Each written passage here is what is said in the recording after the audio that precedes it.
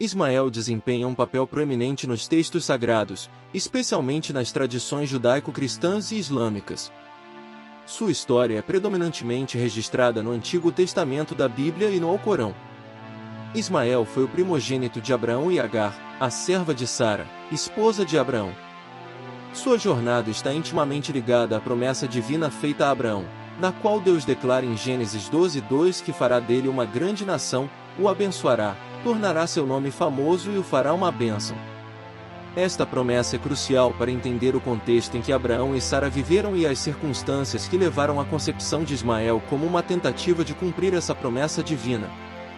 Antes de prosseguirmos, convido você a assistir ao vídeo completo e, se considerar relevante, compartilhá-lo com seus amigos e familiares que buscam conhecimento nas Escrituras. Não se esqueça de deixar seu like, pois estou certo de que Deus recompensará generosamente. Dito isso, aproveite mais um vídeo do nosso canal. Por que judeus e árabes estão sempre em guerra? Abraão e Sara estavam avançados em idade quando receberam a promessa divina, tornando essa promessa ainda mais extraordinária devido à improbabilidade da concepção natural. Além disso, Sara enfrentava esterilidade desde a juventude, piorando a situação. A incapacidade de conceber era uma fonte constante de tristeza e desafio para o casal, e o peso prolongado gerava angústia e incerteza. Diante dessa situação, Sara sugeriu a Abraão que ele tomasse Agar como concubina para que pudessem ter filhos por meio dela. Abraão concordou, e Agar engravidou. Na época, Abraão vivia por volta do segundo milênio antes de Cristo, e as sociedades frequentemente adotavam um estilo de vida nômade. Os laços familiares e os casamentos eram de extrema importância prática. A prática de ter uma serva para conceber filhos era uma resposta cultural às pressões para garantir descendência e herança. No entanto, a impaciência, principalmente de Sara, em tentar cumprir a promessa divina por meios humanos, teve consequências desastrosas. Isso resultou em conflitos entre Sara e Agar, destacando as consequências adversas de decisões baseadas na impaciência e na falta de confiança nos planos de Deus. O ambiente tornou-se insuportável a ponto de Sara ameaçar Agar de morte. Sentindo-se oprimida e deslocada, Agar fugiu para o deserto em busca de alívio. Encontrando-se sozinha no deserto, Agar enfrentou as incertezas do ambiente árido. Foi nesse momento de solidão e angústia que um anjo do Senhor apareceu a ela, trazendo uma mensagem reconfortante e profética. O anjo revelou que o filho que Agar carregava se chamaria Ismael e profetizou sobre seu futuro, descrevendo-o como um homem selvagem, mas abençoado por Deus. Essa intervenção divina no deserto não apenas trouxe conforto a Agar, mas também conferiu um propósito significativo ao filho que ela carregava.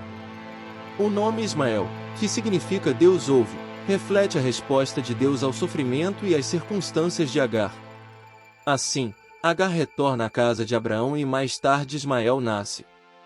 Abraão não esconde seu amor por Ismael, seu filho primogênito. Em Gênesis 17:8, Abraão expressa a Deus o desejo de que Ismael viva sob sua bênção. Preocupado com o destino de Ismael e talvez ansioso para que a promessa de Deus se cumprisse por meio dele, Abraão pede a Deus que o abençoe. No entanto, Deus tinha planos específicos para cumprir sua promessa de uma grande nação por meio da linhagem de Abraão. Em resposta ao pedido de Abraão, Deus renova sua promessa e estabelece uma aliança específica com ele. Deus diz a Abraão que Sara lhe dará um filho, a quem ele chamará Isaque, estabelecendo sua aliança com Isaque como uma aliança perpétua para ser o Deus dele e de seus descendentes. Quanto a Ismael, Deus promete abençoá-lo e torná-lo fecundo, pai de 12 príncipes e de uma grande nação. Deus reafirma sua promessa de uma grande nação por meio de Ismael, mas enfatiza que a aliança específica para a linhagem da promessa seria estabelecida por meio do filho que Sara daria à luz, chamado Isaque. Em algum momento depois, o improvável acontece. Deus, cumprindo sua promessa, revela a Abraão que, apesar da idade avançada de Sara, ela conceberá e dará à luz um filho. Esta notícia é inicialmente recebida com incredulidade tanto por Sara quanto por Abraão. Ao ouvir o anúncio, Sara, já idosa, ri internamente, pois a ideia de conceber na velhice parece absurda. Este riso reflete uma mistura de surpresa, incredulidade e talvez um toque de resignação diante da aparente impossibilidade da situação. Deus, percebendo o riso de Sara, pergunta por que ela riu, destacando a singularidade do evento prestes a ocorrer, o nascimento do filho Isaque. O nascimento de Isaque ocorre de acordo com a promessa divina. Isaque significa riso, e seu nome está diretamente ligado ao riso inicial de Sara. As consequências desse evento são profundas. Primeiro, marca o cumprimento de uma promessa divina que parecia impossível aos olhos humanos. A incredulidade inicial de Sara se transforma em fé realizada com o nascimento de Isaque. Além disso, este evento tem implicações nas relações familiares, especialmente nas dinâmicas entre Isaque, Ismael e Sara. A chegada de Isaque aumenta as tensões familiares, culminando na expulsão de Agar e Ismael, ilustrando as complexidades resultantes das escolhas humanas e do cumprimento das promessas divinas. A rejeição inicial de Sara e a subsequente expulsão para o deserto deixam Ismael e Agar em uma situação difícil. A dinâmica familiar é marcada por tensões e sentimentos de abandono. Ismael, como filho rejeitado, enfrenta questões de identidade e pertencimento no deserto. Agar e Ismael experimentaram solidão e incerteza. A Bíblia destaca a angústia de Agar ao ver seu filho sofrer e Ismael lutar para se adaptar a um ambiente desfavorável. Em um determinado momento, a situação de Agar e Ismael no deserto se torna desesperadora, a água acaba e eles enfrentam a perspectiva de morrerem de sede. Em seu estresse, Agar coloca Ismael debaixo de uma das árvores e se afasta, incapaz de suportar ver seu filho perecer. Nesse momento crítico, Deus intervém. Um anjo do Senhor chama Agar do céu e pergunta qual é o problema. O anjo então diz a Agar para não temer e promete que Deus ouviu o clamor de Ismael. Ele revela que Deus proverá uma grande nação a partir de Ismael. Em seguida, Deus abre os olhos de Agar e ela vê um poço de água nas proximidades. Agar vai até o poço, enche o odre com água e dá de beber a Ismael. Este poço, milagrosamente providenciado por Deus, salva as vidas de Agar e Ismael no deserto. Após a intervenção divina que providenciou água no deserto, Ismael e Agar continuam a viver na região selvagem de Parã. Ismael cresce e se torna um hábil caçador, perito em arco e flecha, enquanto sua mãe, Agar, arranja um casamento egípcio para ele. É interessante notar que Ismael não se desliga completamente de Abraão, como várias fontes narram suas visitas a seu pai e a presença de Abraão na casa de Ismael. De acordo com a tradução aramaica de Jonathan Benil, a primeira esposa de Ismael se chamava Disha, e é interessante notar que em hebraico, Adisha significa insensível.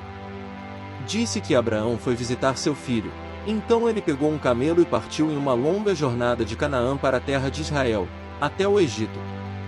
Chegando lá sem revelar sua identidade paterna, ele pediu a esposa de Ismael por ele, que relatou que ele estava trabalhando no campo com sua mãe.